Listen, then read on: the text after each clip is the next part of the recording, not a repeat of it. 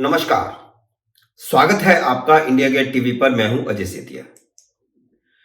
मित्रों, राजनीति शतरंज है और मोदी शतरंज के अच्छे खिलाड़ी हैं।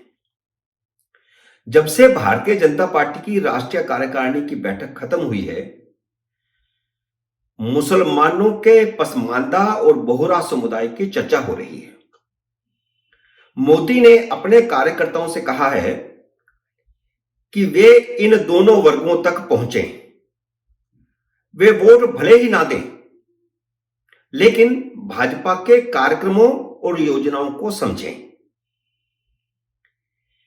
अब भाजपा के कार्यकर्ता उन तक पहुंचे या ना पहुंचे, मीडिया मोदी का संदेश लेकर उनके पास पहुंच रहा है और जो मोदी चाहते थे वह दिखने लगा है।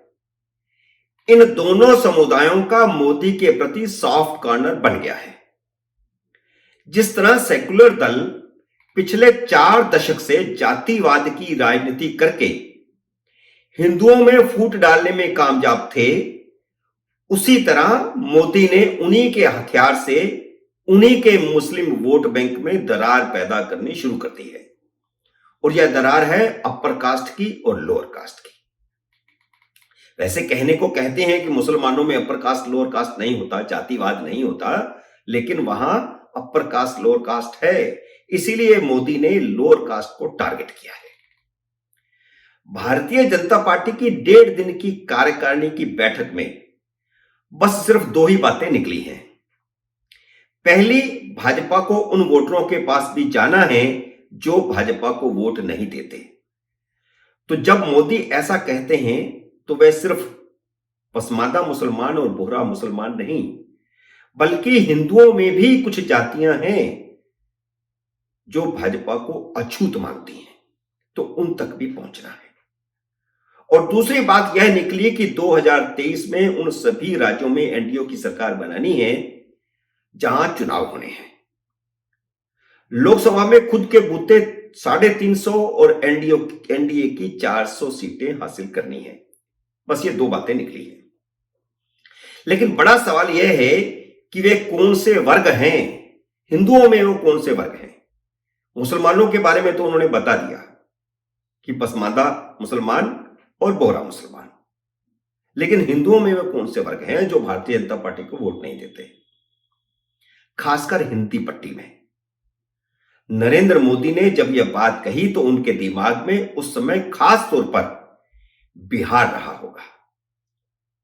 नरेंद्र मोदी हिमाचल प्रदेश की हार से उतना हताश नहीं है जितना नीतीश कुमार के धोखा देने से निराश हैं, क्योंकि उनके साथ समझौता करने के लिए 2019 में नरेंद्र मोदी ने उपेंद्र कुशवाहा से भी संबंध तोड़े, जो उस समय केंद्र सरकार के मंत्रिमंडल में मंत्री थे, नरेंद्र मोदी की सरकार में मंत्री थे, लेकिन सीटों का सही बंटवारा नहीं होने और उन्हें अपना हिस्सा नहीं मिलने के कारण वह एनडीए से बाहर हो गए थे।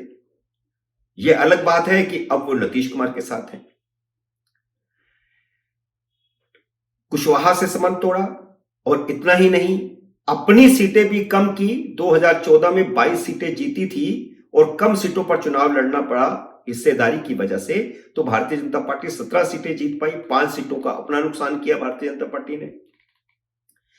तो यूपी बिहार में ऐसे 3 वर्ग हैं। मैं सिर्फ बिहार की बात नहीं करता, अब यूपी की बात करना भी जरूरी है, क्योंकि यूपी में भी लोकसभा के मुकाबले विधानसभा में वोट बैंक कम हुआ है भारतीय जनता पार्टी का, और पिछले चुनाव के मुकाबले सीटें भी कम हुई। तो यूपी और बिहार में ऐसे 3 वर्ग हैं जो भाजपा को वोट नहीं देते। मैं यह नहीं कहता कि इन तीनों वर्गों से भारतीय जनता पार्टी को बिल्कुल वोट नहीं मिलता है, पर थोड़ा बहुत मिलता है। यूपी में यादव, जाटव दलितों की एक जाति है। दलितों में भारतीय जनता पार्टी ने अपनी पैठ बनाई है, लेकिन दलितों में खासतौर पर जाटव भाजपा को वोट नहीं देता। और तीसरा है मुस्लिम।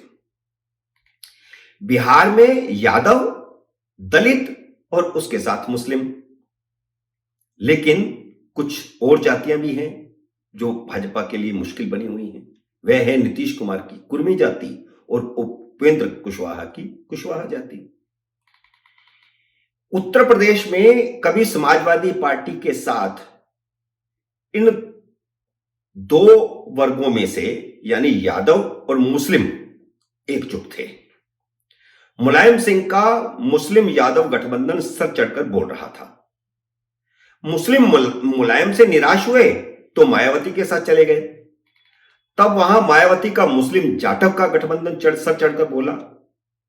मायावती जाटव जाति से है, इसलिए जाटव 100% मायावती के साथ रहता है। भाजपा ने यूपी में 2 बड़े काम किए।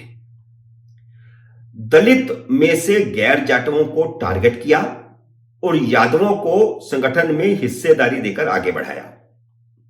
नतीजतन मायावती और मुलायम सिंह दोनों ध्रुवों में सेंध लगी और भाजपा को सफलता मिलनी शुरू हुई। जब एक बार सफलता मिल गई तो इन दोनों वर्गों को अपने साथ जोड़े रखने का काम सफलतापूर्वक चल रहा है, यानी कुछ यादव और दलितों में से जाटव। इसलिए 2014 से दोनों दल भारतीय जनता पार्टी से मात खा रहे हैं। बिहार में भारतीय जनता पार्टी के सामने यूपी से बड़ा संकट है, क्योंकि यहां आपातकाल के बाद समाजवाद के नाम पर जातिवाद की राजनीति बहुत ज्यादा हुई है। आपातकाल से पहले संघ और जनसंघ बिहार में बड़ी ताकत के रूप में उभर रहे थे। आपातकाल के बाद बिहार की राजनीति में कर्पूरी ठाकुर, लालू यादव, शरद यादव और नीतीश कुमार का उदय हुआ। तीनों समाजवादी विचारधारा के थे, लेकिन तीनों ने बाद में जातिवाद की राजनीति की। अब लालू यादव के पास यादव हैं, उन्हें मुसलमानों और अन्य छोटी जातियों का समर्थन मिल जाता है।